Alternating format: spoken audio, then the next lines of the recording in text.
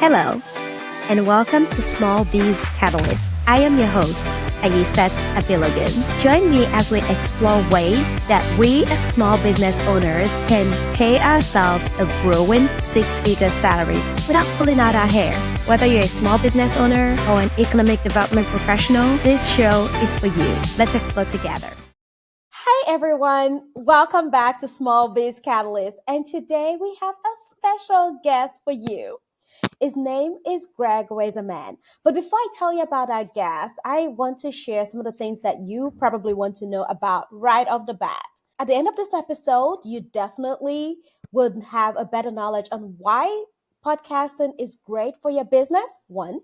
Two, you would learn some of the things you can do as a podcaster to improve your existing podcast if you have one, or how to get started. You're going to learn a lot from Greg Wasserman, who is the head of relationships at rss.com. So he's the guy you want to talk to when you want to know things I don't know about podcasting. So Greg, please share a little bit about yourself to our audience, and then we'll get started. I have a few questions for you I think they would love. Well, thank you so much for having me. Great to be here and get to I guess share some wisdom with everyone. So for everyone listening, my background's in media sales. So having sold media for almost 2 decades, when we think about podcasting, podcasters are always like, how do I make money? So my whole spiel is, look, I was the person who spent their time, who got paid handsomely to figure out how to get advertisers on your show. So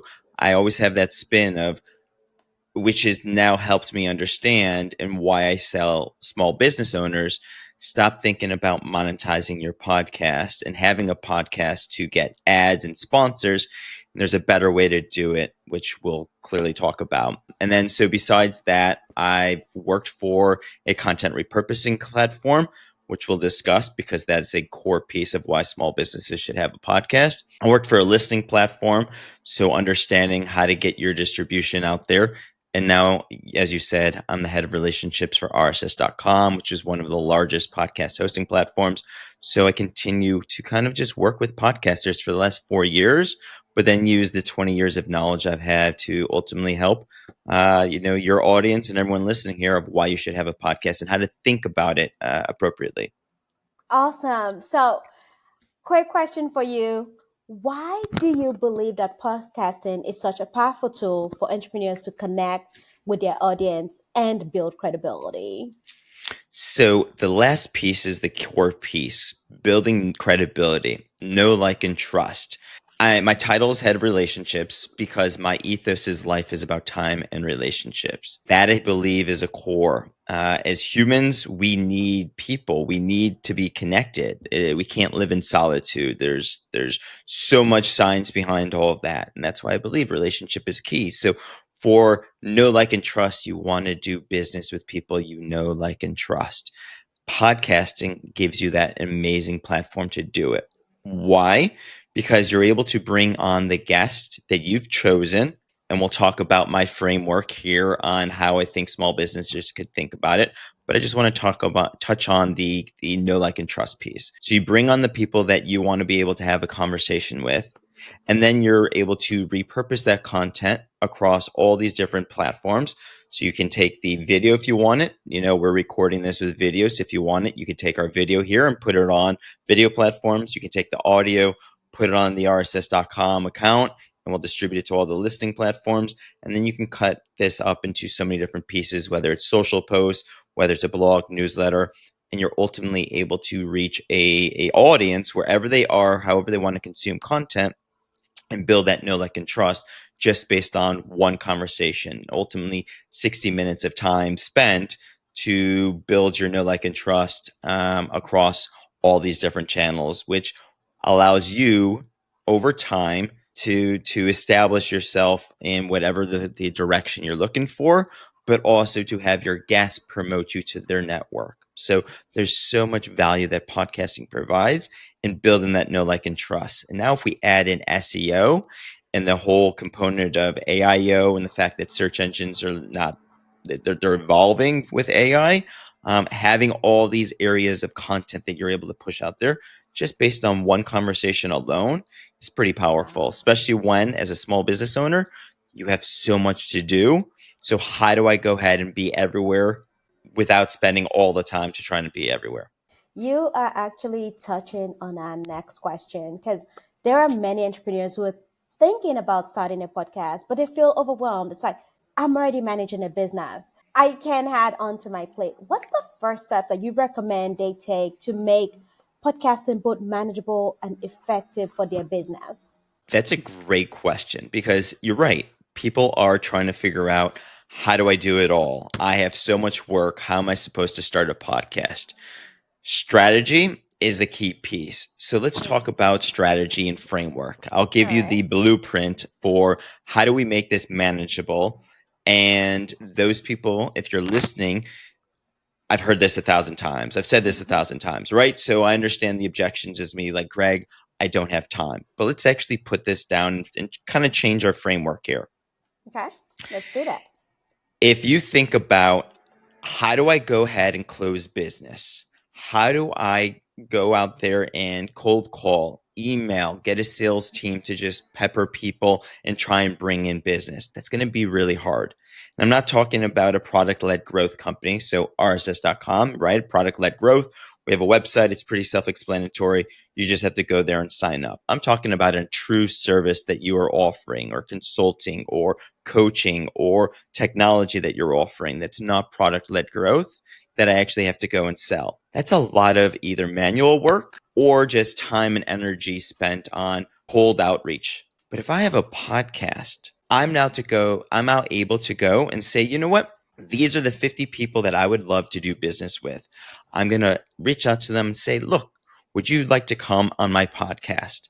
If your subject line is guest on my podcast, that's going to be a lot more, I guess, acceptable as a person's want to read that than I want to sell you, or I know what your issue is, or whatever the subject line that you're trying to pepper that person with, so that they open your email and then you ultimately have either a pitch in there or whatever it may be. But if your pitch is, I would love to bring you on my podcast, then we break this down. Framework is, you have told ultimately, call it 50 weeks in a year. I know 52, but hopefully you take some time off, right? So we got 50 episodes. You have the ability now to use those 50 episodes to either bring on existing customers. So there's your quote unquote testimonials that you're now able to leverage and build your know, like, and trust, because you're already working with these people and they're now touting you on in a conversation. Or mix in the prospects of the people that you would want to be able to do business with. And no one, I can be honest, no one's going to ask you how many downloads your show has, especially if you're starting out. They're not going, hold on, you have no downloads, you're just starting out, so this isn't going to be a good business opportunity or good conversation, whatever it may be. No, they're not going to do that. So you now have a person who's warm, entering your universe, that you would not have been able to do before because you were too busy trying to just sell them. Now you're just trying to have a conversation and build a relationship. Once again, Awesome. ethos, life about time and relationships. So I can go ahead and bring this person on, and you always want to start with a pre-call. So there's your 30 minutes. Let's go get to meet each other. Technically, we haven't met each other, right? I'm just reaching out to you and saying, hey, I would love to bring you on my show, because I think that person would be a prospect, would be, they would probably have valuable information that we would want to share with the world. And now once you've had that pre-call, you do your recording, just as like we're doing here. It's exactly what we did, right? We did a pre-call. Now, technically, we met at a conference, so we already had former introduction from there. But then we did a pre-call to talk a little more, because everyone that's at a conference, we all understand how that goes. And now we're doing a recording. So think about how much time we've been able to spend together. Put your hat on now as anyone that's listening, going, wow, that's now 90 minutes that I got to have with a person who I would love to work with, that I never would have been able to have before, because the conversation you were originally going to have was probably very salesy, very transactional. I needed you to buy. Now it's relationship driven. And then if we add on the next piece, this person now is going to promote you to their network. So everyone that's listening, think about that. If you can bring someone on to have a conversation with you and then have them promote you to their network, that would be incredible, because most of us fail on having a conversation with someone and ending that conversation. Who else should I be talking to? Who else should I be working with? We don't even do that with our existing customers and go, hey, you've been working with me. I would love for you to refer business to me. Now you've got someone on there who's literally promoting you to their social network. And you can imagine their network are also the same people that you would love to have buying and working with you. Once again, we're going back to building the know, like, and trust. Your know, like, and trust is being built by their network, promoting you to their network. Sorry, I repeated that, but you get it. No, that it's what repeating, because we all know people buy from people they know, like, and trust, and we are all looking to expand our network of buyers. So if your guest is expanding your network, that's awesome. I mean, for us, what we do, I just shared a post this morning actually on LinkedIn on the episode we published last week, so which is about Start Her Grant. So we are promoting a grant that a guest is sharing with the audience, and so now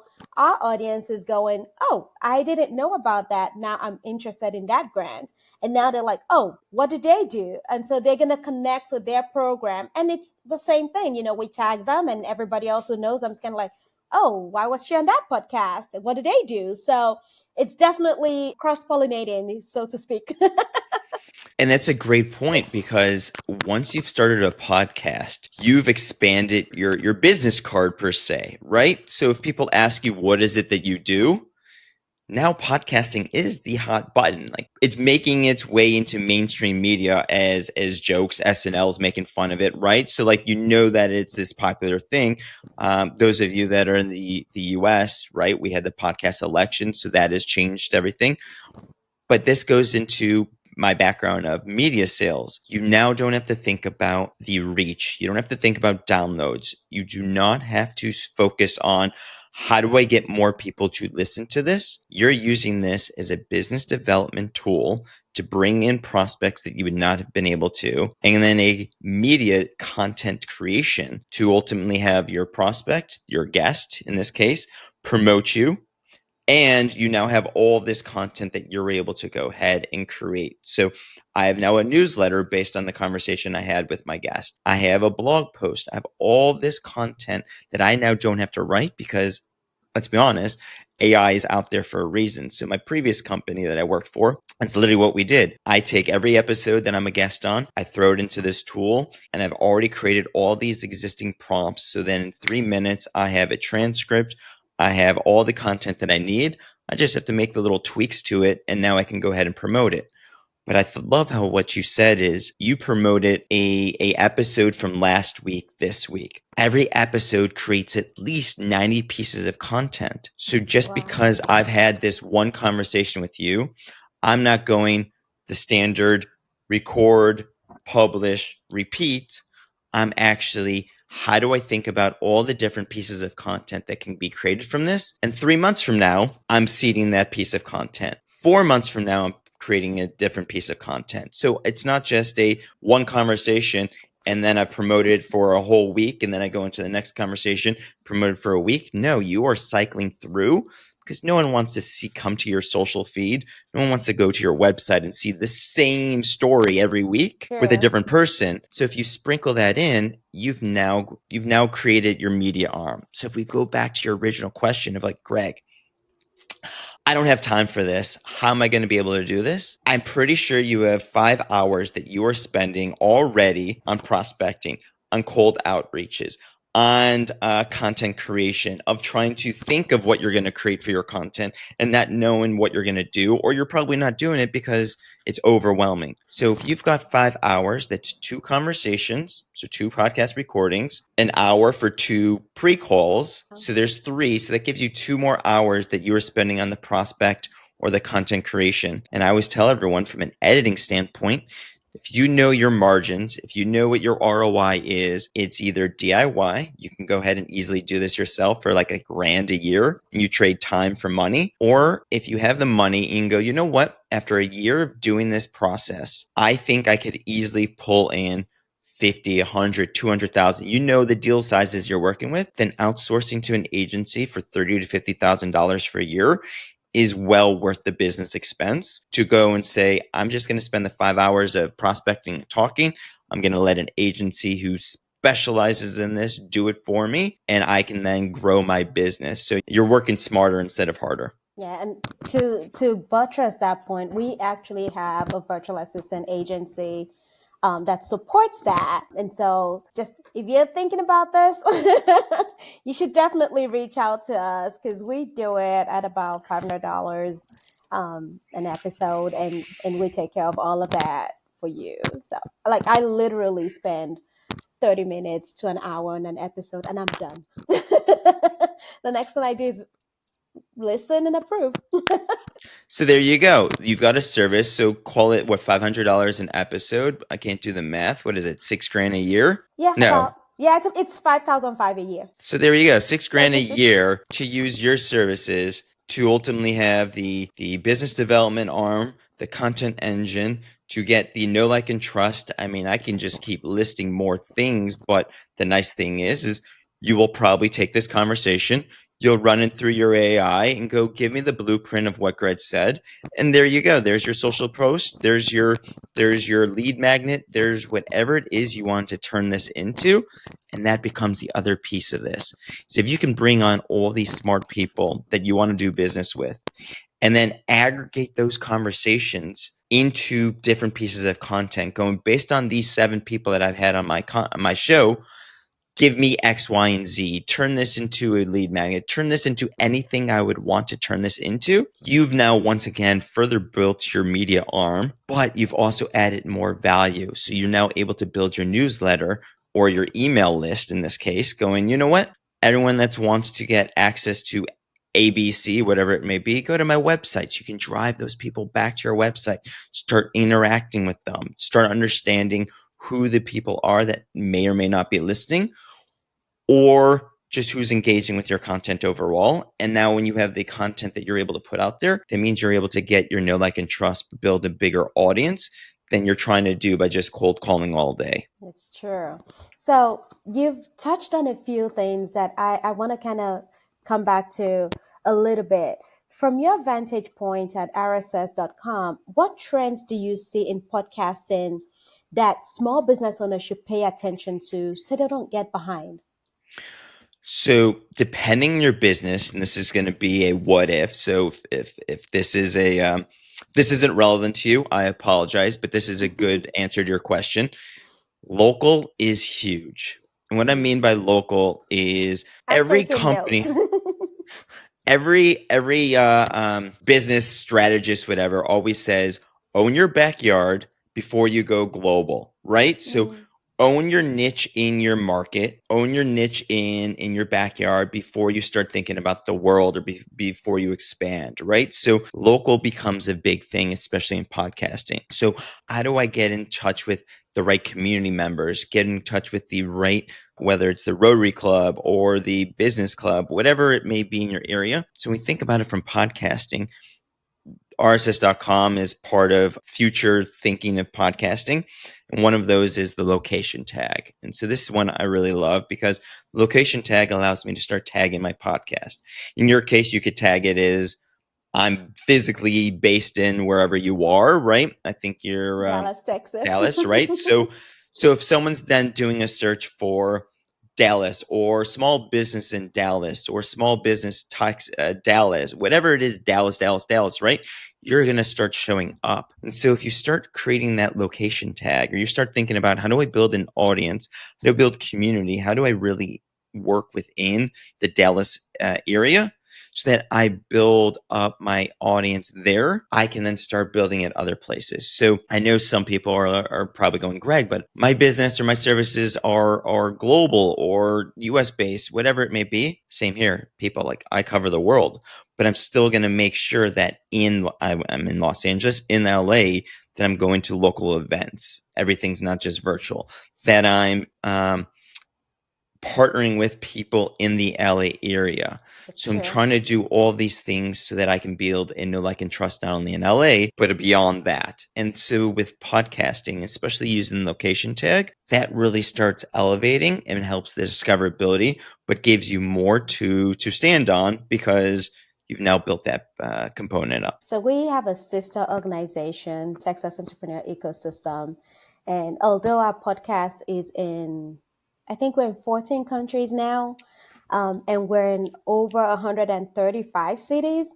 Majority of our cities, I think at least 20, and I think I'm being very conservative with that number because it's been a while that I looked at it. I'll say at least 25 cities are Texas cities. And so I'm always excited when we get a new Texas City listener, regardless of where it is, whether I can say the name or not. But yeah, it's just part of that being local. And we love it that the majority of our listeners are from Texas.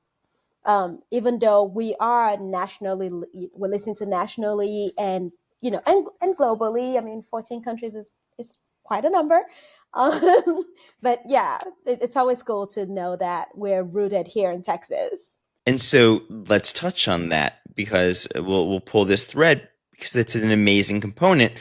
When you are having a podcast, you start getting deeper analytics and understanding of who's paying attention to the content you're putting out there, whether it is as you're describing in my podcast analytics and logging into the different accounts that I can see that information. So it goes back to the point, I'm not caring about downloads. I don't care how many downloads, how many people are listening, but just the fact that I now am able to gain some insights for my business going, where are my customers? So part of it is you can understand where your customers are based on transaction data. You can understand who you're working with across wherever it may be. But now having a podcast, you're able to see the analytics of who's listening to this show, who's following you from all your different social platforms where the content that you're repurposing is. And that opens you to understand, where should I be focusing my energy on additional sales efforts, additional components of what is going to help drive business for me. So you've showed our audience what they can do to use their podcast as a business development tool, how to grow their podcast, look at their podcast, how to even figure out time to use in it. Are there some common mistakes that entrepreneurs make when trying to use podcasts for relationship building? What are those pitfalls they should avoid? Biggest one is not having a strategy of the conversation you want to go into. So we'll use us as an example. You came to me with questions already. This is what we want to talk about, which is great. Personally, I'm the kind of individual who's just going to take your questions. I'll read it, but I'm not going to prepare answers because I want it to at least come natural. Also, if I start scripting things, I'm going to start trying to read it as opposed to let me come naturally to you. But you did the research, you understood these are the questions that I want to ask. And I'm also sure that you have set questions that you ask every individual because based on your show, based on what you're doing, you want to get all that aggregated information from each person. So I see a lot of podcasters, or I should say businesses starting a podcast, not understanding, why am I doing this? What am I, A, trying to build my know, like, and trust around? B, if I'm trying to sell this person, how do I make sure that the conversation I'm having makes them look good? Because that's at the core, right? If I'm using this as a relationship building, I've got to make sure that the person I'm bringing on, my guest, is looking good. I don't want to do a got you. I don't want them to go like, oh, well, you should buy my service, right? It is, how do I elevate your story, the information you have, and being able to be the conduit to push that out there, but be the person you know, like, and trust that you're going to share this information with. So I'd say big issue is not having a strategy of the conversation. The other piece of that is it's just a free form conversation. So keeping in mind, while it's you and I talking, at the core of who we're doing this for is actually the listener, regardless of how many people are listening. Absolutely. You still want them to have that experience. So in my case, I like saying breaking the fourth wall. Those who know Ferris Bueller or Deadpool, those are two movies that are always breaking the fourth wall, meaning they're talking to the audience and you get to feel like you're part of it. And that also is key piece for a podcast, is reminding yourself as the host of the show that there's an audience listening, and therefore the conversation I'm having is to make sure that the audience is getting what they need, the information they need, and that we're not just sitting up here rambling. There's cases where, you know what, if that's what I want to do, then I'm just going to ramble. But also keep in mind, the guest that you're bringing on is probably a business owner. They're executive. They are someone who doesn't have a lot of time. So how are you making sure you're maximizing the time with this guest so that they look at you as the quintessential person they want to work with? Otherwise, they're going to use this experience and say, that was I did not enjoy talking to this person, which you as the host might say, you know what, this guest was like pulling teeth. It was hard, because you will have moments where a guest will clam up. They're not good on camera. They are not used to that experience, which is also why you do that pre-call. And there's nothing wrong with telling a guest who you do the pre-call with, it's like, I don't think this is a good fit for doing a podcast. And there's careful ways to do that. Yeah. I'll be the first to admit, I'm probably not the person to turn to for how to do that, but there are ways to do that appropriately so that you can still have the pre-call. You can still build a relationship without having that person as a guest, because you want to make sure the content is valuable. We just let them know it is not guaranteed that episode would air. So that way, and we would send an email. We haven't had to do that. We've come close. Well, we almost pulled an episode, and then we just had other outsiders just listen and kind of evaluate, does this really reach our audience? And, the feedback was positive, kind of like, oh, definitely we need this. And so we had that episode, and nobody knows, and no guest can guess who they are because we never share that. But yeah, we let every guest know that episode is not guaranteed to air. And that's a good thing. Yeah. And our episodes are tailored to small business owners. So we always let them know if it doesn't serve the audience, we won't air it. And so if we think about my system here, my 5 hours of a week, so I like to time block it, because nothing's harder, at least for my brain, but I have to imagine I'm not alone in this based on the conversations I've had, where if you and I were doing a podcast recording, and then as soon as this recording's over, I have to enter a board meeting, or I have to have a serious conversation, or whatever it may be. Yeah. That's hard to just flip the switch on that. So think about yourself as a host. If you time blocked, I use the example, say 12 to 5 hours on Tuesday, and those 5 hours are literally now just dedicated to podcasting. And the podcasting is your 2 pre-calls, your 2 recordings, and then your 2 hours of actual additional work prospect. If that is your time, and if you then have 2 calls a week, that's 8 a month. 8 times 50, can't do the math, but there's 400 episodes, I think, right? So you are banking quite a bit of content, and it goes back to your piece of, there's no guarantee that this episode will air, or maybe this will air in the future, but you're still being able to build all these relationships. So part of it is having your guests being able to promote you, which is nice. But remember, if you just want to have as many conversations as you can and build all this content that you can use, seed, but the relationships you're able to have because of it, priceless. We definitely record ahead. We record ahead, and you touch on a point. We actually record on Tuesdays, and exceptional Fridays. So we do. Looks like you've read some of our cheat books here. I have one final question for you. Every guest gets to answer this question. What advice do you have for a small business owner today? We're living in a very interesting time, and we can all admit that. But the small business will continue to be what fuels the economy, fuels business.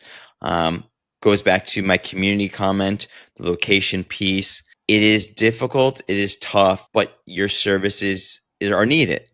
And so I would say I'll turn this back to our conversation of having a podcast is key, because that will continue to help build legacy, to help continue to build and flex a muscle, have conversations. It will make it seem, because you can always take this business, quote unquote, sadly fails. The conversations you're having, the relationships you're building, the network you're having is not going away, especially if you continue to nurture it using what I've been describing. This isn't just a set it, forget it. It's continue to build relationships. So for me, relationships continue to be key. So think about relationships in long term and not just the transactions, because a lot of people just go transactional. And maybe you're probably wealthier than I will ever be because you've understood how to go transactional, and you'll probably go, I can sleep better at night because I've got a $10,000 mattress, whatever, right? Like, joke in that regards. But like, the truth is if we think about life with relationships, if you're small businesses, if the lifeblood is relationship, we look at commercials and credit card commercials. The reason I use this credit card is because the relationship I have with my bank. Like everything's relationship. Even in marketing, we talk about relationships. So think about what you can be doing to further and strengthen relationships, whether it's with your employees, your community, your customers, and you'll actually see a stronger ROI and a more fulfilling life. Thank you so much, just for sharing your wisdom. I love how everything you've related to is about relationships, because I know that on this podcast, I've made friends that I otherwise wouldn't have, and we've kept in touch, and a better relationship because they've been a guest on my show and I've been a guest at their event or something. So just to refresh, life is about time and relationships. I love that. And I'm going to remember that. This is just from my notes. Strategy is the key piece to building a podcast. Inviting a guest on your podcast is better than pitching. So if you want to ditch a little bit of your cold pitch and invest in some warm pitch, because people like to be guests, this is a great way to go. And then you said 90 pieces of content. For each episode produces 90 pieces of content. Wow. Okay, I'm going to start testing that out, because we create at least 5 pieces of content from each episode. So now I think we're 85 behind. Well, think about how many X posts, Twitter posts you can create, how many clips you're able to create. But then you've got all the additional components of content that you're able to extract from it, whether it's a white paper, whether it's a top 10 list, a listicle, a poem. I've seen so many creators take their podcasts and turn them into poem books or an actual book, a white paper. Like there's so many different pieces of content that you can pull. Content's not just about how can I promote this on social. It is what can I extract from this and repurpose this in a way that it can be leveraged beyond just the conversation. That's awesome. So local is huge. Having a strategy is key. So not having a strategy on business you're going into is not a good idea. And focus on relationships. And those are some of the key points that I learned from here. And I'm definitely going to start executing your thought on inviting not only guests I like of our audience, but even people I want to do business with on this audience, because we haven't done that in the past. So that's a really cool idea. Thank you again so much for being here. I learned so much from you. And how can our audience get in touch with you? So I live on LinkedIn. It's funny. I'm the do as I say, don't as I do. I don't have a podcast, so you can only hear me as guest on others like yours, right? But I should probably have one by the end of the year. Ooh, awesome. I live on LinkedIn. There you go. I live on LinkedIn, so that's where you can find me. You'll see it. It says relationships, time and relationships. Nothing warms the heart more than someone reach out and saying, I heard you on X podcast and I find this valuable. Because for me, that means everything. But then I get to go back to the host and say, look, someone was listening to this episode. They find me as your guest valuable, which is also good for the host to feel that they brought the right person on their show that shared knowledge with their audience that now we both get to learn a little bit about. So please find me on LinkedIn. I truly believe you have no clue where one conversation will take you. So reach out. Let's have a conversation. And as a personal networker, I love just connecting people. So I have no clue where a conversation will take you, but I'm sure you'll probably gain more wisdom from it. And I think you touched on something we didn't even plan on. You guessing another podcast and not having your podcast is also a strategy. A lot of people don't realize that guesting is actually even better for the guest than it is for the host, because you are promoting someone and the audience is getting to love you for promoting that person. But more importantly, they get attached to that person that you're promoting. So not to say don't have a podcast, but if you're ever scared, you can start by guesting and see just how much your business grows even from that. I touch on this when I do classes, because there's the pros and cons of being a host and being a guest. When you're a host, you control everything. when you're a guest, you're like, great, I get to go on someone else's platform and have them promote me. But there's still work that you should be doing, the work of making sure you're showing up appropriately so that the network of people that you're talking to, no different than what I'm doing here to your small business owners, but also I should, to maximize this conversation, be doing the repurposing piece, because if I'm just going on there and letting you control all of that and I'm not taking this and then repurposing it and promoting it and doing all these things for myself, then I'm literally just a show up and let you promote me and everything's out of my hands. And I'm hoping, because most of you will find this, as a guest, people will reach out to you, but nowhere near as much as when you are the host and you can control that. So it's more of a proactive versus reactive. When I'm a guest, it's a lot of reactivity, but you can still get a lot of business. But there's work that needs to be done on both sides to maximize your know, like, and trust and your business opportunities. Absolutely. So if you're listening to this episode, we're going to have Greg's LinkedIn on the show notes. And his name is Greg, Greg, in case you're looking and you can't wait for this episode to post. And last name, Wasserman, Wasserman. So you can find him on LinkedIn that way, or you can click on the show notes and get connected directly to his LinkedIn. Thank you so much for stopping by. I've really enjoyed this show and I can't wait to. My pleasure. And one last thing, since we talked about starting a podcast. Yes. If you guys are thinking about starting a podcast, I'll give you a promo code. RSS Get Started is a promo code that you could use for 1 month free at rss.com and start your podcast. Or like you, if you already have a podcast, you can switch it over to rss.com and get 6 months free. So not every host is going to be what you need. We may not be the right fit, but at least you've got an opportunity, and I'm happy to answer any questions. Before we continue, I want to share this insight with economic developers, policymakers, and ecosystem builders. Here's the key takeaway from the guest podcasting conversation with Greg Wasserman. Podcasting isn't a media strategy first, it's a relationship strategy. Greg makes this clear. Small businesses shouldn't start podcasts to chase ads or downloads. They should use podcasts, especially guest podcasting, to build trust, relationships, and long-term business opportunities. Why does this matter for local economies? Because strong local businesses are built on relationships, not transactions. When founders connect through conversations instead of cold pitches, deals close faster, partnerships form easier, and businesses last longer. So what can economic developers do right now? First, support podcasting and guesting as a business development tool, not just a marketing channel. Second, help founders learn how to use conversations, podcasts, panels, community media to intentionally build trust with customers, partners, and investors. That's a key takeaway for those building systems and supporting small businesses. Now, back to the conversation. Okay, we're going to add the promo code to the show notes as well. So you have that. Thank you for that generosity. And guys, if you start your podcast, please let me know. I want to hear from you. I want to know what you're talking about and how we can support you. All right. Thank you so much.